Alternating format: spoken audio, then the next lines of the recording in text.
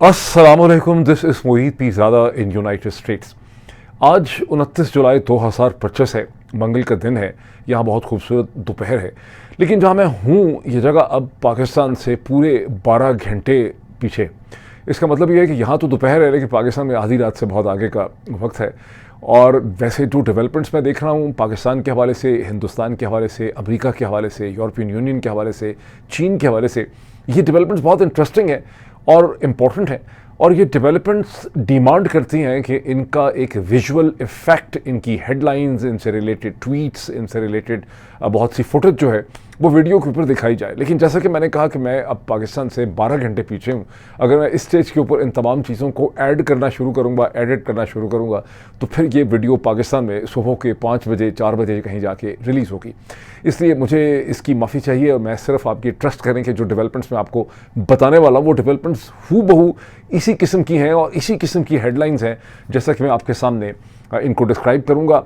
Number of developments हैं। पाकिस्तान में for instance supreme court Pakistan ने अपनी इन्फिनिट विजडम में इमरान खान की पिटिशन, जिसकी जो मई 9 की बेल के हवाले से है, मई 9 के वाक़यात के जो लाहौर हाई कोर्ट के ख़िलाफ़ है और बेल के हवाले से है, ज़मानत के हवाले से, और तवक्को ये थी कि इसे अगस्त के पहले हफ्ते में इसकी हेयरिंग जो है, समाअत जो है वो शुरू हो जाएगी। उसे सुप्रीम कोर्ट पाकिस्तान ने मुलतवी कर दिया है, डिले कर दिया है और अब अगस्त 2025 के दूसरे हफ्ते में कहीं जाके 12-13 तारीख को इसकी समाअत जो है वो शुरू होगी। मामला क्या है, इसके साथ ही आप देखते हैं कि पाकिस्तान के जो लीडर ऑफ द ऑपोजिशन है नेशनल असेंबली में, जनाब उमर अयूब साहब, उन्होंने एक ख़त लिखा है चीफ जस्टिस ऑफ पाकिस्तान जनाब याहिया आफरीदी साहब को, जिसमें उन्होंने कहा कि मई 9 के जो केसेस के जिस तरह से समाअत हो रही है, ये अब इंसाफ नहीं हो रहा, बल्कि इसे एक विच हंट के अंदर और इसे एक रिवेंज के अंदर, एक इंतकाम में इसे बदल दिया गया है और सुप्रीम कोर्ट पाकिस्तान को इसके ऊपर देखना पड़ेगा। क्या उमर अयूब ये नहीं जानते कि 26वीं आईनी तरमीम के बाद और काजी फाइज ईसा साहब के तूफ़ान नूह के बाद सुप्रीम कोर्ट की क्या सूरत हाल है? तो अंडर द सर्कमस्टांसेस उनको क्या ऐसी उम्मीद है कि उन्होंने इस किस्म का एक ख़त ऑन रिकॉर्ड जो है वो सुप्रीम कोर्ट पाकिस्तान को लिखा है? This is subject to some interpretation. 27 जुलाई को पाकिस्तान तहरीक इंसाफ के रूपोश रहनुमा, बहादुर रहनुमा लेकिन रूपोश छुपे हुए जो रहनुमा है, मुराद सईद साहब, उन्होंने एक ट्वीट किया था जिसमें उन्होंने ये खबर दी, उन्होंने वार्न किया, उन्होंने ये इल्ज़ाम लगाया था कि पाकिस्तान के अंदर एक नई जंग, खैबर पख्तूनख्वा के डिस्ट्रिक्ट के अंदर पाकिस्तान की इस्टेब्लिशमेंट एक नई जंग का आगाज़ करने लगी है, करने वाली है। और तीरा वैली के अंदर सिविलियंस के ऊपर जो एक नाहक कत्ल आम हुआ है, गोली चलाई गई है, ये उसी नई जंग का आगाज़ है जिसके नतीजे में हमें डिस्प्लेस करने की कोशिश की जा रही है, हमसे हमारे रिसोर्सेज छीनने की कोशिश की जा रही है। अगर ये 27 जुलाई को उन्होंने इल्ज़ाम लगाया था तो 29 जुलाई को डिप्टी कमिश्नर बाजोड़ डिस्ट्रिक्ट जो हैं उन्होंने कर्फ्यू लगा दिया है बाजोड़ में और वहाँ पर ऐलान किया गया है कि एक नए मिलिट्री ऑपरेशन का वहाँ पे आगाज़ हो रहा है। अब ये क्या पहली दफ़ा बाजोड़ में मिलिट्री ऑपरेशन होने लगा है? इसकी क्या अहमियत बनती है? हिंदुस्तान में लोकसभा जो है वहाँ पर एक बहुत ही स्टॉमी किस्म की उनकी नेशनल असम्बली के अंदर तकारीर हुई हैं ऑपरेशन सिंदूर के हवाले से। ये एक स्पेशल सेशन था जिसमें ऑपरेशन सिंदूर जो है पाकिस्तान के ख़िलाफ़ पोस्ट पहलगाम, उसकी अहमियत, उसकी सिग्निफिकेंस, उसमें क्या कुछ किया गया, उसके हवाले से स्पेशल सेशन है। अब पाकिस्तान में तो ज़ाहिर है नेशनल असम्बली की तकारीर हम एक कान से सुनते हैं, दूसरे कान से उसको बाहर निकालते हैं, क्योंकि हम पता है कि पाकिस्तान की नेशनल असम्बली और पाकिस्तान की पार्लियामेंट की कोई अहमियत, कोई वक़्त, कोई औकात ही नहीं है और वहाँ पे जो तकरीरें होती हैं उसकी भी कोई वैल्यू नहीं है। ऐसे ही आप टाइम ज़ाया करते हैं सारा का सारा। अब हिंदुस्तान में लोकसभा की पार्लियामेंट की क्या अहमियत है, हिंदुस्तान के शहरी बहुत बेहतर तौर पे समझते होंगे, लेकिन दूर से बैठ के कम अज़ कम हमें अंदाज़ा होता है कि पाकिस्तान की पार्लियामेंट के मुकाबले में ये जो तकरीर वहाँ पे हुई हैं वो हिंदुस्तान की सियासत पे उनका एक असर होता है, उनकी एक अहमियत होती है। और बड़ी धुआंधार किस्म की वहाँ पे तकरीर हुई हैं जहाँ पे प्राइम मिनिस्टर नरेंद्र मोदी जो है उन्होंने कहा है कि दुनिया के किसी नेता ने, किसी लीडर ने हिंदुस्तान के प्राइम मिनिस्टर हिंदुस्तान को पाकिस्तान के साथ जंग बंद करने के लिए नहीं कहा था। इस तमाम चीज़ की अहमियत क्या है, जबकि डोनाल्ड ट्रंप जो है हर 24 घंटे के बाद, 24 नहीं तो 48 घंटे के बाद एक नया बयान दाग देते हैं। और मंडे के दिन, सोमवार के दिन, एक बार फिर बरतानिया में ब्रिटिश प्राइम मिनिस्टर कियर स्टारमर के साथ जब उन्होंने मुलाकात की, उनकी वाइफ विक्टोरिया के साथ मुलाकात की, तो एक दफ़ा उन्होंने फिर वहाँ पे कह दिया कि अगर मैं हिंदुस्तान पाकिस्तान की जंग ना बंद करवाता तो अभी तक ये लोग जो हैं वो जंग कर रहे होते। यानी मई 10 में मैं जंग बंद ना करवाता तो अब जुलाई की, इसे कहते हैं जो है 29 तारीख हो गई, यानी 28 तारीख तक उनका ख्याल है कि ये जंग जो है वो जारी रहती है, पूरी दुनिया तबाह हो गई होती और उसकी न्यूक्लियर तबाहकारियाँ होती। तो हिंदुस्तान की डिबेट मैं थोड़ा सा एक्सप्लेन कर दूँ। और ये हिंदुस्तान की जो डिबेट हुई है ऑपरेशन सिंदूर के हवाले से, इसकी एक अहमियत ये भी है कि गुज़श्ता 48 घंटे में हिंदुस्तान में मकबूजा जम्मू और कश्मीर में ये दावा किया गया कि श्रीनगर के करीब पहलगाम के रिस्पॉन्सिबल जो तीनों दहशतगर्द थे, जिसमें हमज़ा SSG वाला या हमज़ा अफ़गानी या वटेवर, उन सब को मार दिया गया है। और अब हिंदुस्तान की नेशनल इंटेलिजेंस, अच्छा माना नहीं गया कि ये वही लोग हैं, वैसे तो उस तरफ खबर ही आई है कि 3 दहशतगर्द मारे गए हैं, लेकिन और उसके बाद नेशनल इन्वेस्टिगेशन एजेंसी जो है हिंदुस्तान की NIA, उसके जो डिटेक्टिव्स हैं वो वहाँ पे पहुँचे हैं देखने के लिए और मामला को समझने के लिए। लेकिन प्राइवेटली तौर पर अनकन्फर्म तरीके पे खबर हिंदुस्तान के मीडिया में लीक कर दी गई है कि तीनों वही हैं जो पहलगाम की दहशतगर्दी के लिए रिस्पॉन्सिबल थे। इनको मार ही क्यों दिया गया है, ज़ाहिर है ये भी हिंदुस्तान के अंदर भी, पाकिस्तान के जहन से तो सवाल उठता ही है, लेकिन हिंदुस्तान में भी सवाल उठ रहा है कि आखिर इनको कैप्चर क्यों नहीं किया गया, इनको मार ही क्यों दिया गया है। और ये जितने भी मैंने डेवलपमेंट्स आपके सामने रखी, ये सारी की सारी हेडलाइंस हैं दुनिया भर के अखबारात की, ख़ास करके हिंदुस्तान पाकिस्तान के अखबारात की, मगरबी अफला की। मैं अब इन इवेंट्स की कुछ इंटरप्रिटेशन, मेरा ओपिनियन, मेरा एनालिसिस और इंटरप्रिटेशन, तशरीह जो है वो मैं आपके सामने रखता हूँ। लेकिन ये सारी जो डेवलपमेंट्स हैं जो हिंदुस्तान पाकिस्तान और जो ट्रंप की सारी यबड़ियाँ हैं उसके हवाले से, इन सब से कहीं ज़्यादा इम्पॉर्टेंट जो डेवलपमेंट है ग्लोबली, दुनिया भर के पॉइंट ऑफ व्यू से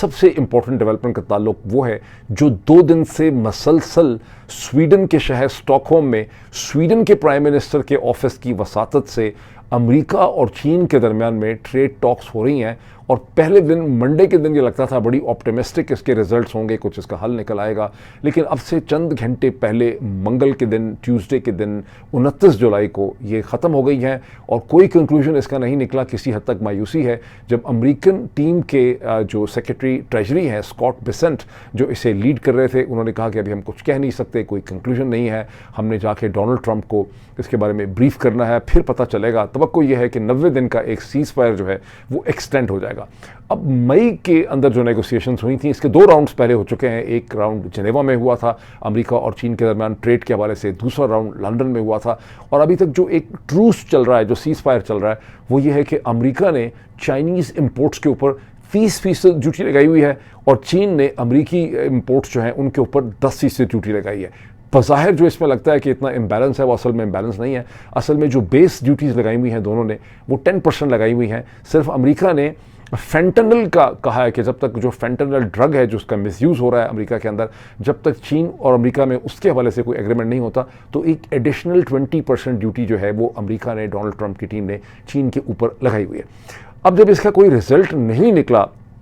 और स्कॉट बेसेंट ये कहते हैं कि हम ट्रंप को ब्रीफ करेंगे और ट्रंप ही फैसला करेंगे कि 90 दिन के लिए ये जो सीज़ फायर है 30%, 10% का, इसे एक्सटेंड कर दिया जाएगा। तो इश्यूज़ हैं क्या? इश्यूज़ ये हैं कि अमेरिकन्स बहुत डेस्परेट हैं। अमेरिकन टीम ये चाहती है कि चीन ने अमेरिका और यूरोप और मगरब की जो रेयर अर्थ मेटल्स की सप्लाई और एक्सपोर्ट पर पाबंदी लगाई है, बंद कर दी है सारी की सारी, ये फौरी तौर पे खोली जाए। चीन जो है अपने आप को एक टोटली एक्सपोर्ट ओरिएंटेड इकॉनमी के बजाय एक कंज्यूमर इकॉनमी के अंदर बदले, जहाँ पर अमरीकी और मगरबी मसनूआत जो हैं उसकी ज़्यादा बेहतर इंपोर्ट और कंजम्पशन जो है वो हो सके। और ये जो फ्लड किया हुआ है पूरी दुनिया के मार्केट को एक्सपोर्ट्स के साथ, ज़ाहिर है हिंदुस्तानी भी यही चाहते हैं, सारी दुनिया ये चाहती है। वो China on the other hand ये चाहता है कि जो 10% बेस ड्यूटी है इससे कम होनी चाहिए ड्यूटी। ये 10% उन्हें एक्सेप्टेबल नहीं है। इसी हफ्ते में अमेरिका ने यूरोपियन यूनियन के साथ 15% ड्यूटीज़ का जो एग्रीमेंट किया है। चीन इस किस्म की किसी भी चीज़ के लिए तैयार नहीं है। यूरोपियंस, चीनी समझते हैं उन्होंने सरेंडर कर दिया है, फ्रेंच भी समझते हैं सरेंडर कर दिया है उन्होंने, जर्मन्स भी बहुत परेशान है इस सवाल से। लेकिन चीन को 10% भी एक्सेप्टेबल नहीं है, उनको इससे कम चाहिए। चाइनीज़ की एक बहुत बड़ी डिमांड ये है कि जो एडवांस टेक्नोलॉजिकल एक्सपोर्ट्स हैं, जो ट्रांसफ़र है उसकी टेक्नोलॉजी की जो चीज़ें हैं, वो जो पाबंदी अमेरिका ने लगाई हुई है वो ख़त्म होनी चाहिए फौरी तौर पे। ट्रांसफ़र ऑफ टेक्नोलॉजी एंड जो उसमें, और उसमें जो मेन बोन ऑफ कंटेंशन है वो अमेरिकन कंपनी एनवीडिया, जो दुनिया की सबसे एडवांस चिप्स बनाती है, उसकी जो आर्टिफिशियल इंटेलिजेंस रिलेटेड चिप्स हैं उसकी जो अमेरिका ने एक्सपोर्ट रोकी हुई है, चाइनीज़ कहते हैं कि वो खोलनी चाहिए। और इसी दिन में 29 जुलाई को, जो दिन अभी चल रहा है, क्योंकि ज़ाहिर है कि चीन में दिन बहुत आगे है, वहाँ पाकिस्तान की तरह पता नहीं कितने घंटे का फ़र्क है, मेरा ख्याल है पाकिस्तान से भी ज़्यादा का फ़र्क है, पता नहीं, मुझे पता नहीं कितने घंटे का फ़र्क है। तो वहाँ पर बीजिंग के अंदर अमरीकी जो बड़ी बड़ी टेक्नोलॉजिकल कंपनीज़ हैं उनके साथ चाइनीज़ ऑफिशियल्स की मुलाकात हुई, और उसमें टिम स्कॉट मेरा ख्याल है जो नाम है, if I am not wrong, जो चाइना के, टिम स्कॉट तो वहाँ पे शायद नहीं थे, लेकिन एप्पल की जो टॉप लीडरशिप है वो भी वहाँ पे मौजूद थी। और ध्यान में रखें कि एक किताब मैं आपको रिकमेंड करता हूँ, एप्पल इन चाइना, जो लिखी है पैट्रिक मैकगी ने, और ये बड़ी इंपॉर्टेंट किताब है क्योंकि ये किताब ये एक्सप्लेन करती है कि कैसे एप्पल ने तनहा पिछले 15 बरस में एडवांस तरीन जो मोबाइल टेक्नोलॉजी है, जो चिप टेक्नोलॉजी और सब टेक्नोलॉजी है, वो चाइना को ट्रांसफ़र की है। और चाइना और एप्पल के दरमियान जो रिलेशनशिप है वो अमेरिका की नेशनल सिक्योरिटी रिक्वायरमेंट्स के मुनाफी है। कोई अमेरिकन गवर्नमेंट उसका रास्ता जो है वो नहीं रोक सकी। ये वो मामला हैं इस वक्त ग्लोबली पॉइंट ऑफ व्यू से, वो बहुत इंपॉर्टेंट हैं, और दुनिया की तमाम तर निगाहें जो है इसके ऊपर। अब आए हम charity begins at home, Pakistan की तरफ आ जाएँ। पाकिस्तान में जो सुप्रीम कोर्ट ने डिले कर दिया है पिटिशन को इमरान खान में, एक्सपेक्टेड ये था। सलमान अकरम दारा साहब सुप्रीम कोर्ट के सामने पेश हुए, वहाँ पे उन्होंने बहुत स्ट्रॉन्ग परसुएसिव आर्गुमेंट बिल्डअप किया कि फौरी तौर पे अगले हफ्ते इसकी समाअत शुरू होनी चाहिए, यानी अगस्त के पहले हफ्ते में शुरू होनी चाहिए या अगले चंद दिनों में शुरू होनी चाहिए। लेकिन अपनी इन्फिनिट विजडम में बेंच भी तब्दील हो गया। बहरहाल चीफ जस्टिस जो हैं सुप्रीम कोर्ट के जनाब याहिया आफरीदी साहब, उन्होंने इसका फैसला यह किया कि कहीं अगस्त की 12 तारीख को जाके या 13 तारीख को जाके इसकी समाअत जो है वो शुरू होगी। अब ये क्यों उन्होंने इसमें डिले किया है? अच्छा, इसमें साथ ही इस चीज़ को ऐड कर दें कि उमर अयूब साहब ने as leader of the opposition एक ख़त लिखा है चीफ जस्टिस को, जिसमें उन्होंने उनसे इल्तजा की है, परसुएसिव केस बिल्डअप किया है कि May 9 के केसेस में जिस तरह से सज़ाएँ सुनाई गई हैं सेनेटर एजाज चौधरी साहब को, यास्मीन राशिद साहब को, उमर सरफराज चीमा साहब को, और बहुत से लोग, बहुत बेतादाद लोगों को सज़ाएँ सुना दी हैं 10-10 साल की, और जिसमें माशाल्लाह शाह महमूद कुरैशी साहब को माफ़ी मिल गई है और 4 और लोगों को माफ़ी मिल गई है। उन्होंने कहा कि ये जो सज़ाएँ हैं ये इंसाफ के किसी तकाजे में नहीं है, बल्कि ये खुल्लम खुल्ला एक रिवेंज के पैटर्न में जा रही हैं, जहाँ पे एक बदला लिया जा रहा है और एक इंतकाम की इसमें एक फीलिंग पाई जाती है। अब जैसे कि मैंने इसके आउटसेट में कहा, इसके इंट्रोडक्शन में, कि उमर अयूब अच्छी तरह से वाकिफ़ है कि सुप्रीम कोर्ट जो है उसके पास कोई अब इख्तियार नहीं है, और सुप्रीम कोर्ट को वही फैसला करना है जो कि पाकिस्तान की इस्टेब्लिशमेंट या शरीफ सरदारी आसिम रजीम चाहेंगे। ये बेसिकली आप कहें कि जनरल आसिम मुनीर जो चाहेंगे या GHQ जो चाहेगा। तो फिर उमर अयूब साहब ने ये ख़त जो है वो क्यों लिखा है? ये डेफिनेटली तौर पे एक चीज़ जो है वो तशरीह मांगती है, और जो सुप्रीम कोर्ट ने इसकी प्रोसीडिंग और इसकी समाअत जो है वो डिले कर दी है। पहले हफ्ते में, जून में, अगस्त में सुन लेंगे तो कौन सा कोई बहुत बड़ा क़यामत आ जानी है, आसमान गिर जाना है, फैसला तो उन्होंने वही करना है जो कि फ़ैसला जो है वो GHQ ने करना है। तो फिर इस सारी चीज़ की अहमियत क्या है? इसकी अहमियत वो कन्फ्यूजन है जो GHQ के अंदर और जनरल आसिम मुनीर की टीम में पाई जाती है, इमरान खान के हवाले से, पाकिस्तान तहरीक इंसाफ के हवाले से, और पाकिस्तान की सियासत की फ्यूचर डायरेक्शन के हवाले से। अब ज़ाहिर इसको आप इस तरह से भी देख सकते हैं कि as for my interpretation and my analysis and opinion, कि चीफ जस्टिस जो हैं जनाब याहिया आफरीदी साहब, उनको ज़ाहिर है कर्नल साहिबान से मुलाकात करनी है। कर्नल साहिबान बिजी भी हो सकते हैं, कर्नल साहब की भी कोई बच्ची की शादी हो सकती है, उनका भी कोई बच्चे का अकीका हो सकता है उनकी अहलिया जो है उन्होंने दुबई जाके शॉपिंग करनी हो। लेकिन ज़्यादा ये भी हो सकता है कि कर्नल साहब ने, ये ब्रिगेडियर साहब ने आगे जाके, कर्नल साहब ने ब्रिगेडियर साहब से मशवरा करना होगा। ब्रिगेडियर साहब ने, जिस तरह से स्कॉट बेसेंट ने कहा है स्टॉकहोम के अंदर कि हम फैसला नहीं कर सकते, डोनाल्ड ट्रंप ने फैसला करना है चीन के हवाले से, तो ब्रिगेडियर साहब ने आगे जाके DGC साहब से पूछना है कि क्या करना है, सुप्रीम कोर्ट में क्या फैसला करवाना है। DGC साहब जो है वो खुद फैसला नहीं कर सकते, उन्होंने DGI से पूछना है। DGI भी खुद फैसला नहीं कर सकते, उन्होंने जनरल आसिम मुनीर से करना है। तो जिस तरह से चीन और अमेरिका के दरमियान ट्रेड का फैसला जो है वो डोनाल्ड ट्रंप के जहन से निकलना है और वो पता नहीं क्या निकलना है, इसी तरह से जनरल आसिम मुनीर ने ये फैसला करना है कि क्या सुप्रीम कोर्ट ऑफ पाकिस्तान में इमरान खान की जो पिटिशन आई है May 9 के केसेस के हवाले से, इसमें कोई रिलीफ हमने दिलानी है सुप्रीम कोर्ट से, ये बिल्कुल ब्लैक एंड वाइट डिसीजन करना है और रिलीफ नहीं दिलानी। पॉलिटिकली तौर पर ये एक इम्पॉर्टेंट फैसला होगा, क्योंकि सुप्रीम कोर्ट फैसले कुछ भी कर सकती है, कोई कमेंट कर सकती है, केस को ख़त्म कर सकती है, लाहौर हाई कोर्ट को के फैसले को ख़त्म कर सकती है, कोई टेक्निकल बुनियादों पे उसे वापस भी भेज सकती है। तो ये एक फ़ैसला यहाँ पे होना है पॉलिटिकल जजमेंट का, जिसके लिए GHQ को, जनरल आसिम मुनीर की टीम को वक्त चाहिए। इसीलिए मेरी इंटरप्रिटेशन ये है कि चीफ जस्टिस ने मुनासिब ये समझा है कि इसको थोड़ा सा टाइम हम बाय कर लें, कम अज़ कम हमें 15 दिन और मिल जाएँ, ताकि जनरल आसिम मुनीर की टीम को भी 15 दिन मिल जाएँ, वो भी सोच लें लें, हम भी सोच लें, फिर उसके बाद देखते हैं कि इसमें क्या इसका किया जा सकता है। ये वरना लीगली स्पीकिंग इंतहाई वाहियात और बेकार किस्म का केस है। ये तो ऐसा ही है कि जैसे मुझ पे और आप पे सेकेंड वर्ल्ड वॉर शुरू करने का केस जो है बना दिया जाए और FIR दर्ज कर दें और विटनेसेस ले आएँ, तो ज़ाहिर है कि कानूनी एतबार से कॉन्स्टिट्यूशनली तौर पर ये केसेस जो हैं ये बोगस केसेस हैं, इनमें कुछ भी नहीं है। यहाँ जो भी है वो पॉलिटिकल मैनेजमेंट होनी। एक इंसाइडर जो पाकिस्तान के इस वक्त के मौजूदा अदालती सूरत हाल जो है निज़ाम की, उसके बहुत बड़े जेन्युइन बोनाफाइडे इंसाइडर हैं, उनसे मेरी बात हो रही थी कल तकरीबन 1 घंटे के करीब। तो वो मुझे कहने लगे कि पाकिस्तान में सुप्रीम कोर्ट के इस वक्त हालात जो हैं वो हाई कोर्ट से ज़्यादा बुरे हैं,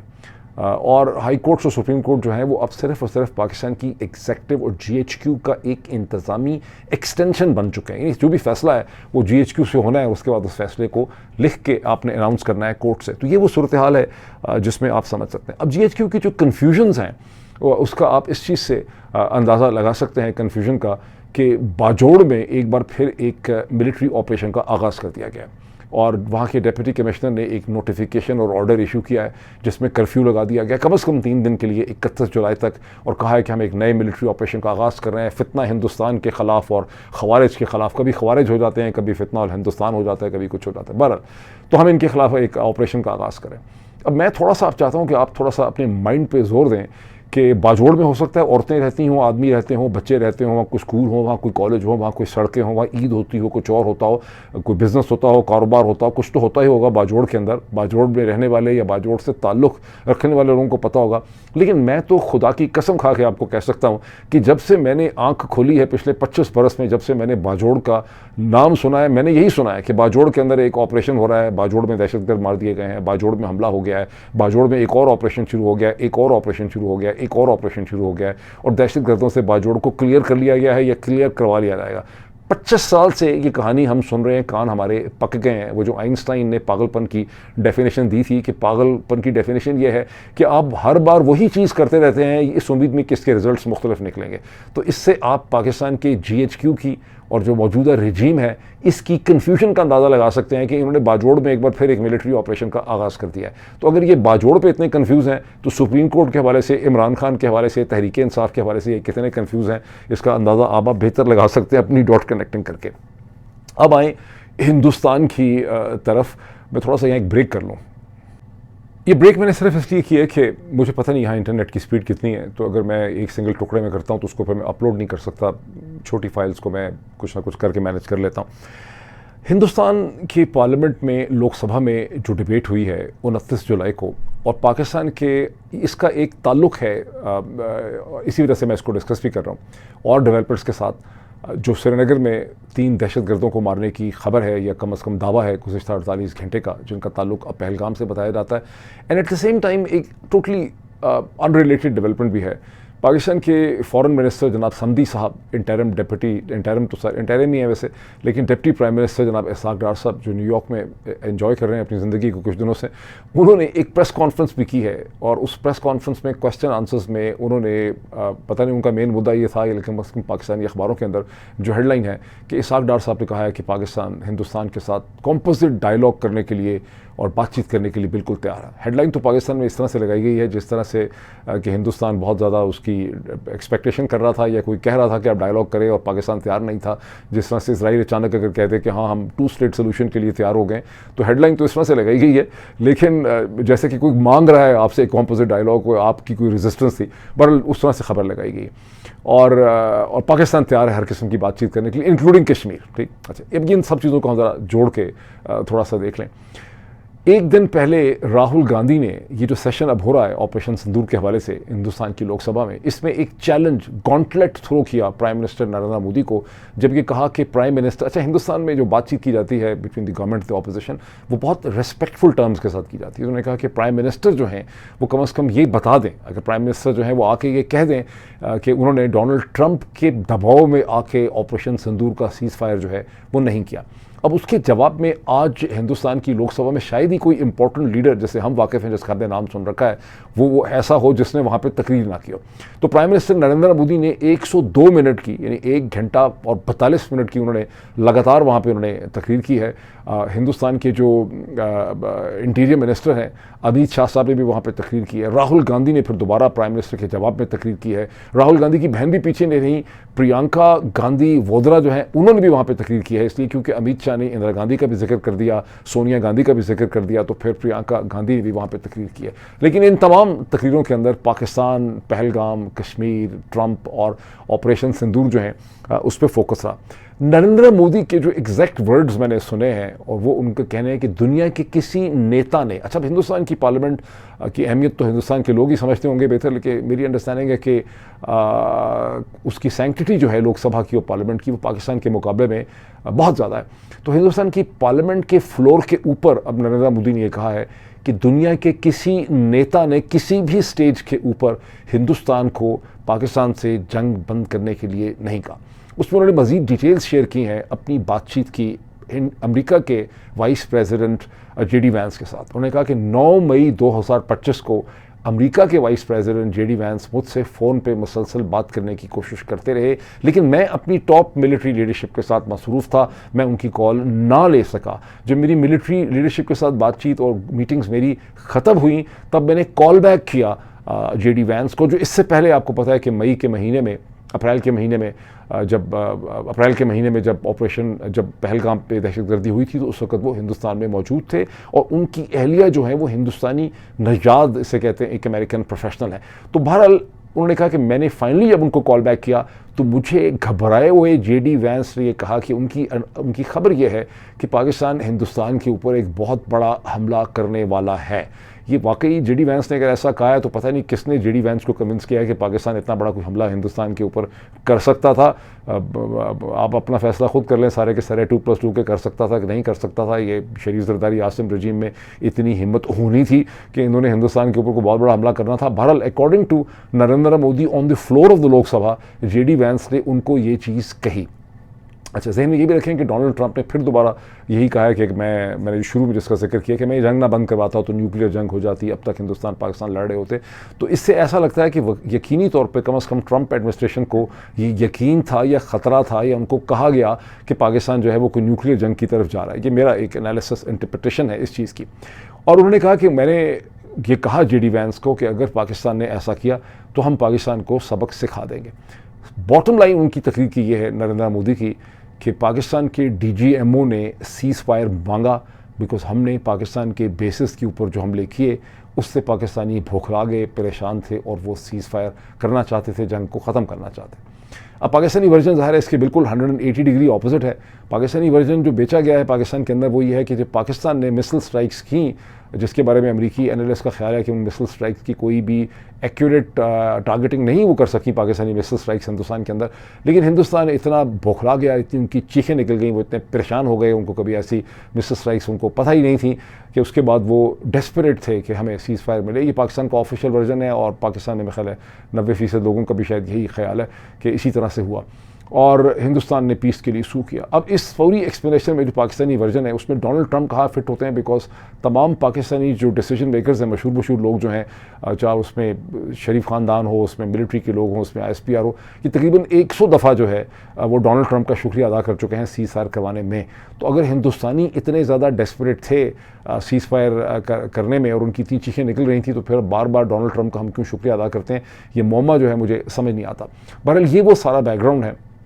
जिसके अंदर राहुल गांधी ने एक बार फिर बड़ी सख्त किस्म की तकरीर की और उन्होंने कहा कि ऑपरेशन सिंदूर के अंदर कोई पॉलिटिकल विल नहीं थी उसे कंटिन्यू करने की। अगर ऑपरेशन सिंदूर में पॉलिटिकल विल होती तो फिर वो अमेरिका के या किसी और के दबाव पे इस तरह से ख़त्म ना होता। उन्होंने ये भी इल्ज़ाम लगाया कि इंडियन टॉप मिलिट्री ऑफिशियल जो हैं और डिफेंस मिनिस्टर वगैरह जो हैं वो कहीं ये कह बैठे हैं कमेंट में कि गवर्नमेंट ने ऑपरेशन सिंदूर शुरू होने के 30 मिनट के बाद ही पाकिस्तान को कहा था कि अब हम आगे इस चीज़ को, यानी जब उन्होंने हमला कर लिया बहावलपुर वगैरह वगैरह पे, मुरीदके पे, कि हम आगे अब कुछ नहीं करना चाहते, और सीज़ फायर उन्होंने उनके सामने रखा था, जिससे ये रिफ्लेक्ट होता है कि उनके अंदर कोई डिटर्मिनेशन नहीं थी मोदी सरकार के अंदर, और पॉलिटिकल विल नहीं थी। और फिर सब्सिक्वेंट अमित शाह का जवाब देते हुए प्रियंका गांधी जो है उन्होंने ये इल्ज़ाम लगाया, और ये राहुल ने भी कहा कि इंदिरा गांधी ने, क्योंकि अमित शाह ने कहीं ये कह दिया, वैसे भी अमित शाह भी अल्लाह भला करे उनका, उन्होंने कहीं ये कह दिया कि ऑपरेशन सिंदूर जो है वो 1971 की जो जंग थी, सकूते ढाका वाली जंग थी, वो उसकी तरह का एक ऑपरेशन था, मतलब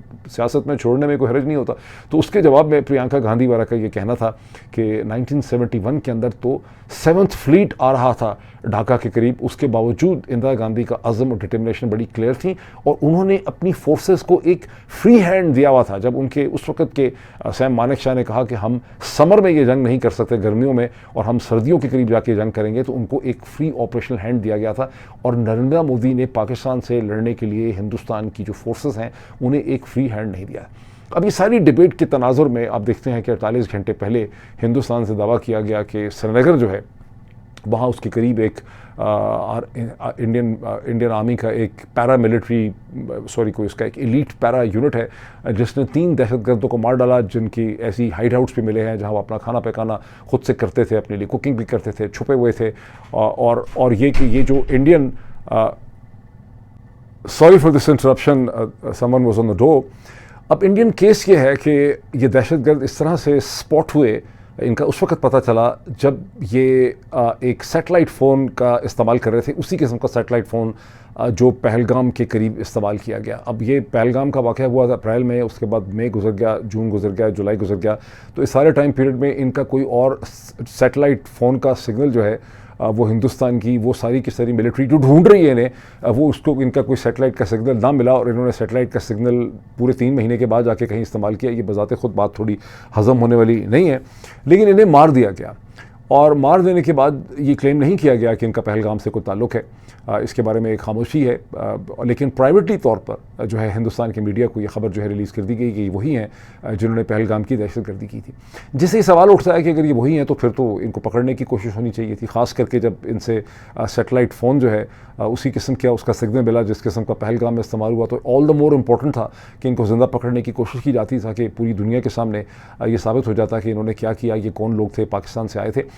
1 या 1.5 दिन पहले चिदम्बरम ने, जो इससे पहले हिंदुस्तान के इंटीरियर मिनिस्टर रह चुके हैं कांग्रेस के, उन्होंने भी नरेंद्र मोदी की हुकूमत के ऊपर इल्ज़ाम लगाया कि नरेंद्र मोदी के पास कोई कन्विंसिंग एविडेंस नहीं है कि पहलगाम करने वाले जो हैं वो पाकिस्तान से आए थे। इन अदर वर्ड्स वो ये कह रहे हैं कि ये कश्मीर के अंदर जो है वो मौजूद थे, और पाकिस्तान में तो खैर 99% लोगों को शक है कि जो कुछ भी हुआ ये फॉल्स फ्लैग था, ये हिंदुस्तान के अंदर से हुआ। लेकिन कुछ छोटी छोटी आवाज़ें, कुछ आवाज़ें हिंदुस्तान में भी ऐसे हैं जिन्हें शक है कि पहलगाम के ऊपर नरेंद्र मोदी की हुकूमत की जो एक्सप्लेनेशन है पहलगाम की वो सही नहीं है। मैं ये तमाम चीज़ें इसीलिए सेकेंडरी टर्शरी सोर्सेज को रेफ़र करके कह रहा हूँ कि मैं अपना इसके ऊपर कोई कंक्लूजन नहीं देना चाहता हतमी तौर पे। मैं चाहता हूँ कि लोग अपना फ़ैसला जो है वो इस हवाले से ख़ुद करें और ख़ुद फ़ैसला करें कि वो क्या समझते हैं कि पहलगाम में क्या हुआ और उसके बाद जो सारा कुछ है ये क्या हो रहा है। अब तो ज़ाहिर है कि एक किस्सा ख़त्म कर दिया गया है कि पहलगाम के जो लोग रिस्पॉन्सिबल थे उन्हें मार दिया गया, उनके नाम शाम, आसिफ, हमजा, शमजा जो हैं वो सारे के सारे सामने जो है वो आ गए। अब इसकी क्या सिग्निफिकेंस है, I leave all of you to basically think on that. Pakistan के जो फॉरेन मिनिस्टर साहब हैं, डार साहब जो हैं, उन्होंने जो कुछ न्यूयॉर्क में प्रेस कॉन्फ्रेंस में कहा कि हम हिंदुस्तान के साथ एक कॉम्पोजिट डायलॉग करना चाहते हैं। अगर आप इंडियन नरेंद्र मोदी की जो टीम है उसके पॉइंट ऑफ व्यू से देखें तो फिर तो डार साहब और उनकी जो हुकूमत है, शरीफ सरदार यासिन रजीम, वो ओवर स्मार्ट प्ले कर रहे हैं कि उन्होंने जो हासिल करनी थी क्योंकि वो समझते हैं कि उन्होंने अपनी सियासी ज़रूरियात हासिल करने के लिए पहलगाम किया। तो अगर उन्होंने अपनी सियासी ज़रूरत पूरी कर ली है, ये दोबारा से पॉपुलर हो गए उसके नतीजे में, तो अब ये हिंदुस्तान के साथ सुलह करना चाहते हैं, तो नरेंद्र मोदी की टीम तो इसे बाय करने के लिए जो है वो बिल्कुल भी तैयार नहीं होती। लेकिन अगर एट द सेम टाइम अगर आप नरेंद्र मोदी की टीम ही की एक्सप्लेनेशन को भी बाय कर लें कि इन्होंने ये किया अपनी सियासी ज़रूरियात के लिए, तो डार साहब जिस सिस्टम को, रजीम को रिप्रेजेंट करते हैं, उसकी सियासी ज़रूरियात पूरी हो चुकी हैं हिंदुस्तान से ब्रिंक्समैनशिप पोटेंशियल पैदा करने की। इसके आगे उन्हें हिंदुस्तान से कुछ भी नहीं चाहिए। पाकिस्तान के लोगों को या किसानों को पानी थोड़ा कम मिलता है, इसकी भी कोई परवाह शरीफ सरदार यासिन रजीम को ज़्यादा नहीं है। तो फिर डार साहब ये स्टेटमेंट्स क्यों दे रहे हैं? ये बेसिकली तौर पे जो अपने वेस्टर्न मेंटर्स हैं उसके अंदर अपनी पॉलिटिकल स्पेस बढ़ाने के लिए और दिखाने के लिए कि हम कितने प्रो पीस हैं, हम कितने रिस्पॉन्सिबल हैं, इस किस्म की स्टेटमेंट्स दी जाती हैं। इसका कोई इम्पैक्ट जो है वो नहीं है। और जब कश्मीर की बात की जाती है कि हम सोल्यूशन करने के लिए तैयार हैं और इंडिया ये करे, तो इन्हें अच्छी तरह से पता है कि इंडिया एक ही सोल्यूशन मानने को तैयार है, वो डिमांड करेगा और अमेरिका भी वही कहेगा कि लाइन ऑफ कंट्रोल को आप फाइनल इंटरनेशनल बॉर्डर में कन्वर्ट कर दें, आज़ाद कश्मीर और जीपी को पाकिस्तान के फॉर्मल प्रोविंसेस में कन्वर्ट कर दें। अल्लाह अल्लाह खैर सला, ये इनको अच्छी तरह से पता है। बहरहाल स्टेटमेंट्स हर किस्म की दी जाती हैं। अभी इतना ही, फिर आपसे मुलाकात होती है। Thank you.